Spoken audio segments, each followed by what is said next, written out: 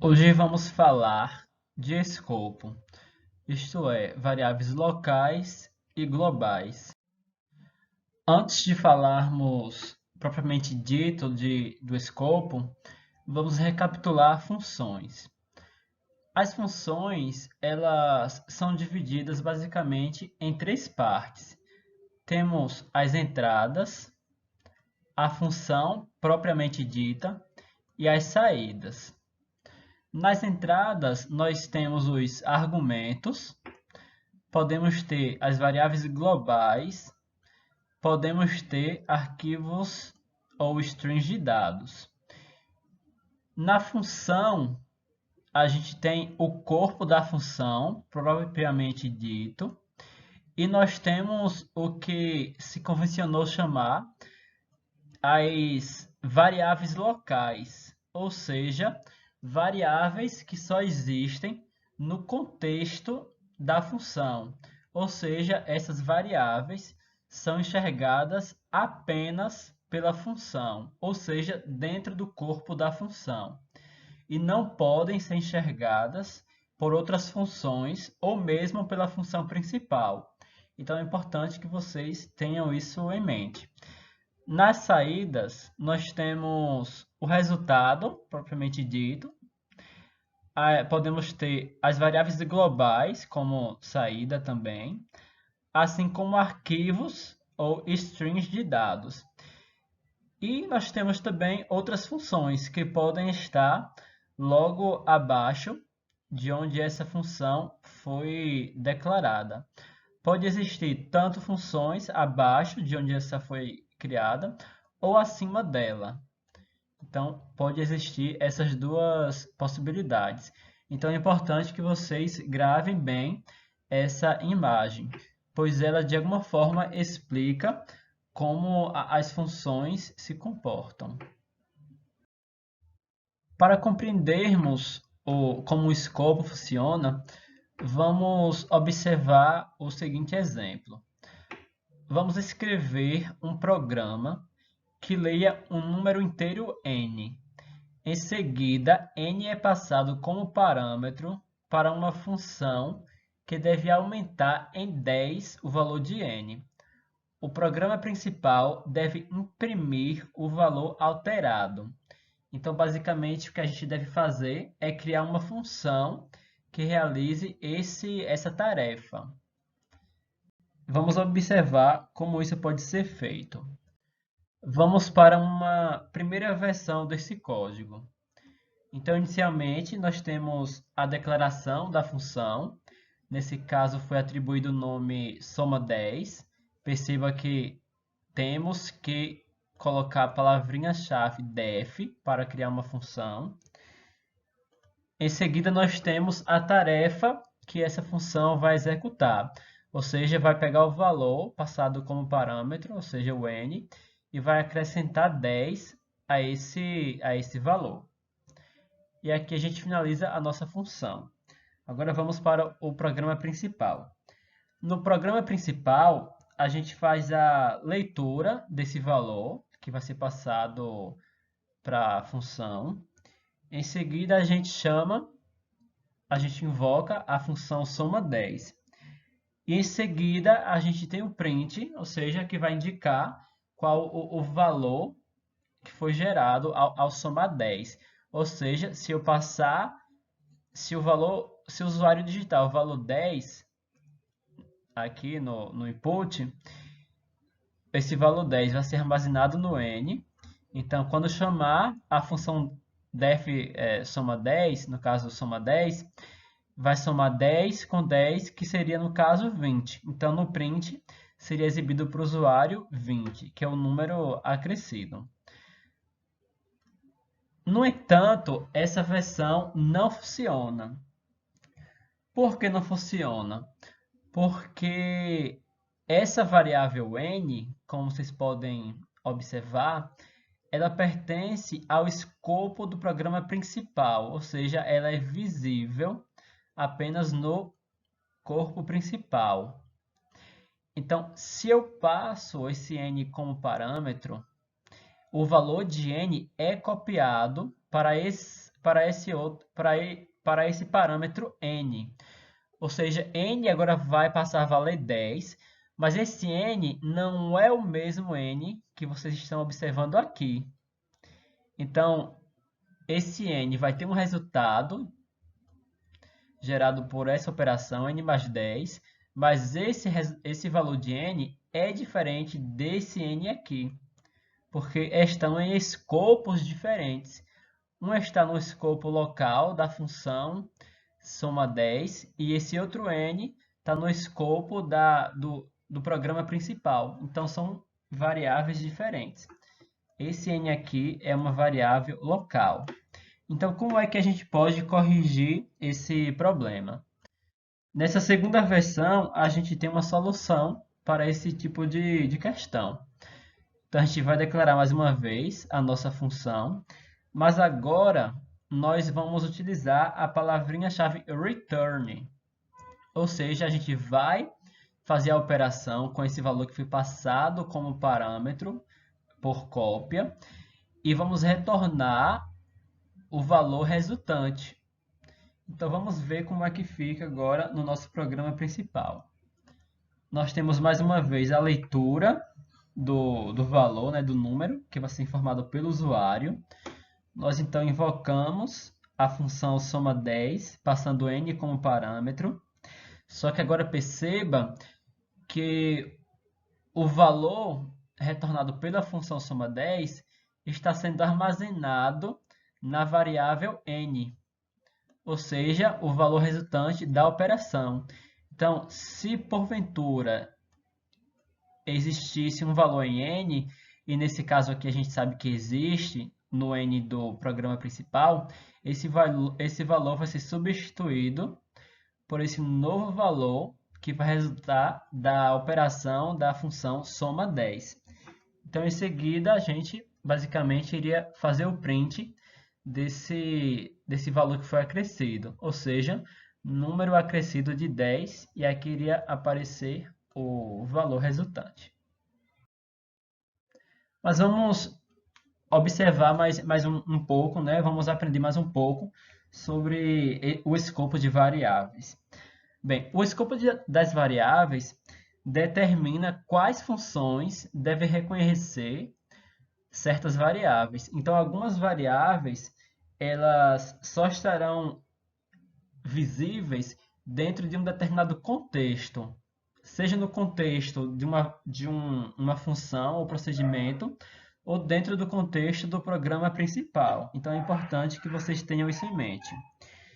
Então, se uma função reconhece uma variável, a variável é visível a esta função, que é como eu havia dito.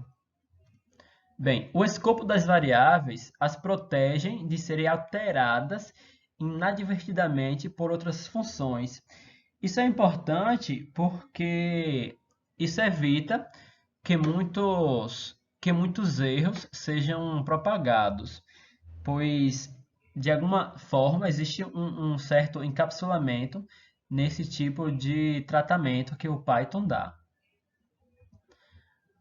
Bem, uma função ela não deve ver ou alterar uma variável a que não tem acesso. E é justamente essa questão de definição de escopos de variáveis locais e globais que faz com que isso, de fato, seja posto em prática, uma vez que uma variável local só vai existir dentro daquele corpo da função ou procedimento. Então, o valor dessa variável não pode ser alterado por uma outra função, nem pela função principal. Então, uma variável local, ela pode ser vista apenas no local dentro da função na qual foi definida, ou seja, não pode ser visto fora daquele contexto. Então, quando a gente fala de variáveis, a gente está se referindo tanto a variáveis locais quanto a variáveis globais. Mas qual a diferença entre as duas? Na verdade, o que são, na verdade, variáveis locais e globais? As variáveis dentro das funções são chamadas de variáveis locais.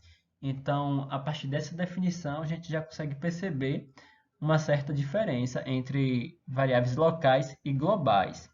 As variáveis locais estarão presentes dentro das funções, ou seja, são variáveis que são vistas, enxergadas apenas naquele contexto. Já as que são declaradas fora de todas as funções são chamadas de variáveis globais. No caso dessas variáveis, elas podem ser alteradas em qualquer parte do código. Então, nesse caso aqui, é importante ter um certo cuidado, pois alterações indevidas nessas variáveis globais podem acabar gerando erros, caso não se tenha uma certa administração de como essas variáveis globais estão sendo alteradas. Mas existem contextos que essas variáveis globais são sim bem importantes. Nós vamos conferir mais um pouco sobre variáveis locais. Bem, as variáveis locais, elas passam a existir quando do início da execução da função onde elas foram definidas. E depois que essa execução é encerrada, essas variáveis elas são destruídas. A esse tipo de processo a gente denomina de tempo de vida, ou seja, é o tempo de vida daquela variável local. Então, uma variável local, ela só pode ser referenciada, ou seja, usada dentro da função onde foi declarada. Então, se eu tentar acessar essa variável por outra função, isso não vai ser possível, vai dar algum tipo de erro, porque ela não está visível para aquela função. Ela só vai estar visível na função na qual ela foi criada. Então, uma outra função não pode acessar essa variável local. Como as variáveis locais deixam de existir ao final da execução da função, elas são invisíveis para outras funções ou até mesmo para o programa principal. É justamente o que eu havia dito. Elas só estarão visíveis no contexto da função na qual ela foi criada. Então é importante que vocês tenham cuidado na hora de desenvolver os exercícios e os sistemas que vocês pretendem criar. Então agora, já que vocês viram um pouco sobre variáveis locais e globais, vocês conseguem identificar o erro desse código? Prestem bastante atenção, que é um erro bem simples e que muitas vezes é cometido até mesmo por programadores bem experientes. Bem, o erro é basicamente esse print, porque ele está printando n, mas n não foi declarado. Como vocês podem observar, o usuário ele insere o valor e armazena na variável x, e esse x é passado como parâmetro, né, para a função fatorial, e esse parâmetro foi que o programador denominou de n. Então, esse n só vai existir dentro do contexto da função. Só que o que acontece? O programador tentou printar o valor desse n, mas isso não vai ser possível, uma vez que n só existe dentro do contexto da função fatorial. Então, é importante que vocês tenham cuidado, pois erros desse tipo podem ocorrer frequentemente. Bem, agora vamos ver mais um pouco, né, em detalhe sobre as variáveis globais. As variáveis globais, elas são definidas fora de qualquer bloco e são, portanto, disponíveis para qualquer função. Então, você pode declarar essa variável que ela vai ficar visível para todas as funções criadas por você. Então, você pode acessar essa variável de qualquer parte do seu código. Bem, o uso de variáveis globais pode prejudicar a confiabilidade dos programas, uma vez que a variável fica acessível em qualquer ponto do programa, podendo, por exemplo, ser utilizada para duas finalidades diferentes ao mesmo tempo. Isso vai em direção àquilo que eu falei inicialmente. É muito perigoso utilizar variáveis globais em demasia, pois você pode acabar perdendo o controle do valor atual daquela variável. Se você faz alterações constantes em diferentes funções, você pode acabar perdendo qual o valor atual da função global. Então é importante que vocês tomem cuidado com isso. Mas um uso interessante de variáveis globais seria a utilização delas como constante. Nesse caso, é interessante e pode ser bem conveniente para o seu propósito. Aqui eu tenho mais um exemplo para que vocês identifiquem o erro. Nesse caso em especial, não necessariamente é um erro, mas poderia gerar saídas inconsistentes. Nesse caso aqui, seria o print, que na verdade não deveria ser essa variável x, já que essa variável x ela é uma variável global, e a gente deveria, nesse caso, utilizar variáveis locais, que nesse caso seria o n ou uma outra variável. Bem, na próxima aula a gente vai aprender um pouco sobre módulos e pacotes.